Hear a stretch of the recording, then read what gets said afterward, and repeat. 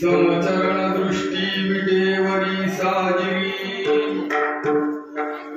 तेथे माझी हरी वृत्ती राहो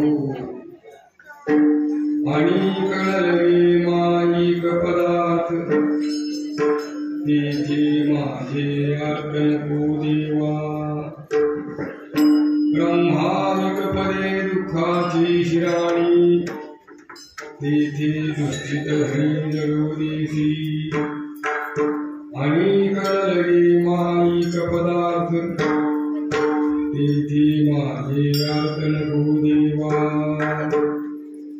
तुका म्हणे त्याचे कळले आम्हा वर्म जे कर्म धर्म नाशिवंत आणि कळलवे माईक पदार्थ तेथे माझे अर्पण को देवा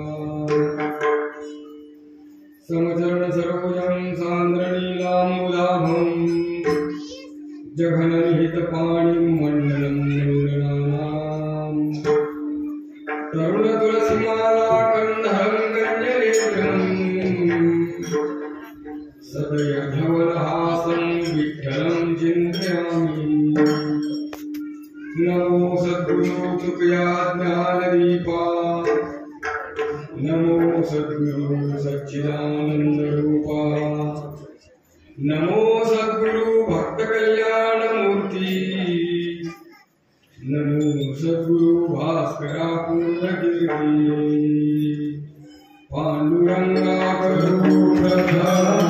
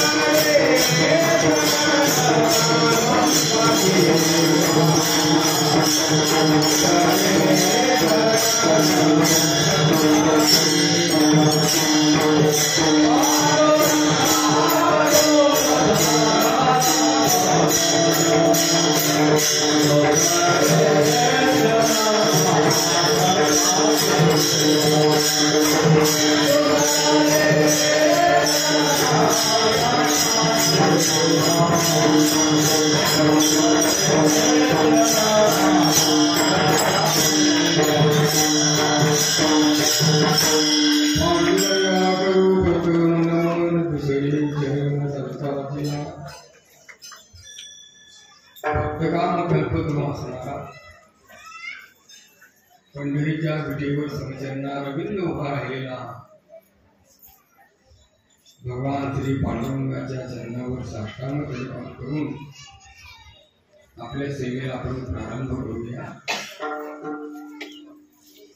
आज चैत्र शुद्ध प्रतिपदा म्हणजेच गुढीपाडवा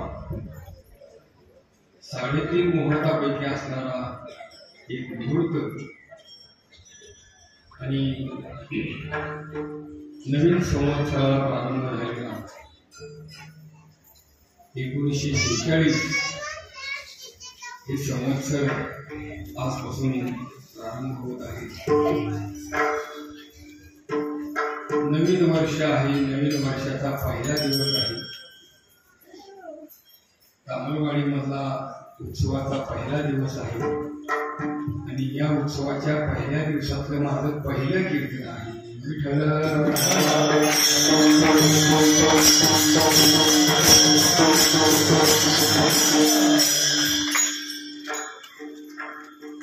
सुवर्ण महोत्सवी वर्ष आहे। या वर्षी आपल्या या ठिकाणी असणाऱ्या तामलवाडीतील उत्सवाला 50 वर्ष पूर्ण झालेली आहेत आणि त्याच्या निमित्ताने सुवर्ण महोत्सवी वर्षाचा हा भव्य अशा प्रकारचा सोहळा आपण संपन्न करीत आहोत। त्याचबरोबर तीर्थरूप श्री गुरुदादांना आजच्या दिवसाला जाऊन बरोबर 12 वर्ष पूर्ण होत आहेत आणि त्यांच्याही पुण्यस्मरणाला या आजच्या तिथीला एक तप पूर्ण होत आहे। तामलवाडीमध्ये संपन्न होणाऱ्या या नामोत्सवाला गावाचं सुवर्ण महोत्सवी वर्ष आणि कीर्तरूप दादांच्या पुण्यस्मरणाला एक तप पूर्ण झाली, 12 वर्ष पूर्ण झाली, अशा प्रकारचा हा योगायोग आहे. 50 वर्ष म्हणजे काय थोडे दिवस नाही, थोडे दिवस नाही, प्रदीर्घ काळ अशा प्रकारचा हा सोहळा चाललेला आहे. 50 वर्ष अखंडपणाने अव्याहतपणे हा सोहळा चालला आहे. या 50 वर्षामध्ये पुराखालून खूप पाणी वाहून गेलेले असते. खूप अशा प्रकारचे बदल झालेले आहेत, होत आहेत, होतीलही. पण हा जो आपला अशा प्रकारचा सोहळा आहे, ही जी आपली वाटचाल आहे, ही मात्र अविच्छिन्नपणे अशा प्रकारची चालूच राहिलेली आहे. 50 वर्षापासून अशा प्रकारची ही वाटचाल चालू आहे. कितीतरी गोष्टी या 50 वर्षामध्ये घडून गेलेल्या आहेत, कितीतरी परिवर्तन झालेलं आहे. ते भौतिक परिवर्तन झालेलं आहे, आधिदैविक परिवर्तन झालेलं आहे, आध्यात्मिक परिवर्तन झालेलं आहे. तीनही प्रकारचे परिवर्तन या 50 वर्षाच्या काळामध्ये झालेलं आहे. भौतिक परिवर्तन तर सगळ्यांच्या स्पष्टपणे आणखी निदर्शनाला येतच आहे. आपल्या गावातून हा मोठा महामार्ग गेला आणि गावाचं स्वरूपच पालटून गेलं. सगळं गावामध्ये भौतिक संपन्नता आली. 50 वर्षापूर्वी ज्या स्थितीमध्ये हा उत्सव सुरू झालेला होता आणि त्याच्यानंतर काही काळ हा उत्सव ज्या स्थितीमध्ये चालू होता, हे ज्यांनी अनुभवलेला आहे त्यांच्या दृष्टीनं आज संपन्न होणारा हा जो उत्सव आहे, याच्यामध्ये कितीतरी बदल होत गेलेले आहे, कितीतरी फरक पडत गेलेला आहे भौतिक दृष्टीतून. आणि तो तसा बदल होणं ही स्वाभाविक आहे. परिवर्तनशीलता हा निसर्गाचा धर्म आहे, हा प्रकृतीचा धर्म आहे. अशी परिवर्तनशीलता प्रत्येक गोष्टीमध्ये आहे. अगदी आपल्या शरीरापासून जरी सुरुवात केली तरी अशा प्रकारचा बदल हा होतच असतो. त्या बदलाला अपरिहार्यपणे अशा प्रकारचा हा बदल होत असतो. आणि त्या न्यायाने आज जो उत्सव संपन्न होतो आहे तो फार वेगळ्या पद्धतीने मोठ्या प्रमाणात मोठ्या दिमाखामध्ये आपण संपन्न करत आहोत. पण हा उत्सव सुरू करत असताना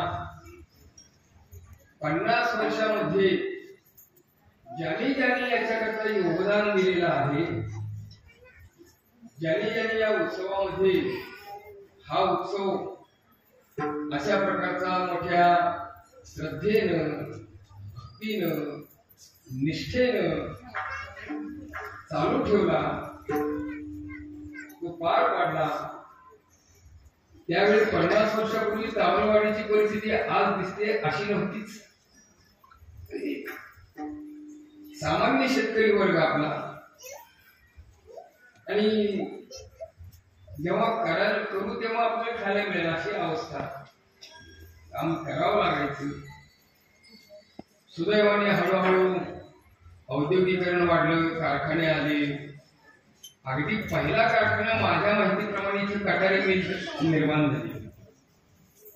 आणि कटारे मिल निर्माण झाल्यानंतर मग गावामध्ये हळूहळू अशा प्रकारच्या त्या ठिकाणी परिवर्तनाची लाट सुरू झाली.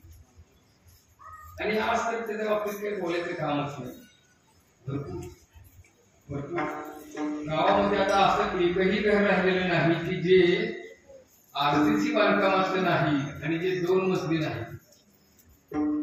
बहुतेक मी काही इतकं फिरलो नाही अजून, म्हणजे त्यावेळेला जितकं फिरलो तितकं इतकं मी आता पाहिलं, पण मी तर्काने सांगू शकतो, अनुमानाने मी निश्चित सांगू शकतो की खूप अशा प्रकारची सुधारणा झाली. मगाशी भाऊ पाटला तिथे मी होतो त्याच वेळेला सांगितलं पहिलं घर कसं होतं.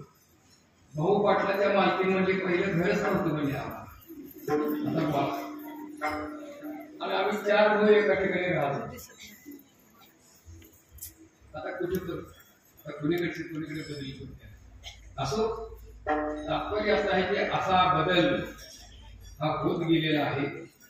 आणि या 50 वर्षामध्ये हा जो बदल होत असताना जे याच्यामध्ये तन मन धनाने आपलं आयुष्य ज्यांनी व्यतीत केलं, या ठिकाणी ज्यांनी मोठ्या तळमळीने ही गोष्टी पार पाडली, त्यांचं स्मरण निश्चितपणे करावंच लागणार आहे.